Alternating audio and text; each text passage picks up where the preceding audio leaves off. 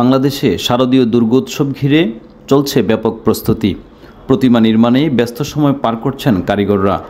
এবছর সারা দেশে মোট ৩৩,৩৫৫টি মণ্ডপে দুর্গাপূজা অনুষ্ঠিত হবে। শুধু রাজধানী ঢাকাতেই পূজা হবে ২৫৯টি মণ্ডপে।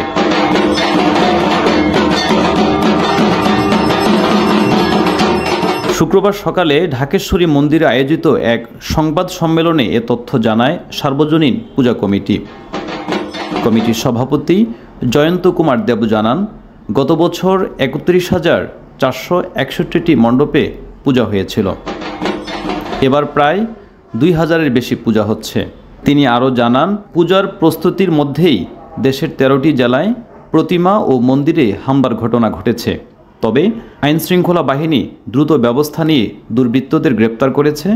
যে কোনো অনাকাঙ্ক্ষিত পরিস্থিতি এড়াতে আইনশৃঙ্খলা বাহিনী সর্বোচ্চ সতর্ক রয়েছে।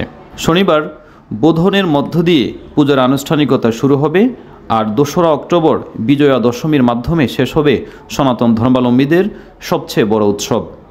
বিজয়া দশমীর দিন বিকাল ৩টা থেকে রাজধানীসহ সারা দেশে মহাসড়ক ও নগরীতে হবে মহাশোভাযাত্রা। বাংলাদেশে এবার হবে ইতিহাসের অন্যতম বৃহৎ শারদীয় দুর্গোৎসব। বিশ্লেষকরা বলছেন, সম্প্রীতির মেলবন্ধনে এবারের শারদীয় দুর্গোৎসবের বার্তা ছড়িয়ে পড়বে বাংলাদেশ সহ গোটা বিশ্বজুড়ে। রাকিব হোসেন মিলন, আজকের টাইমস।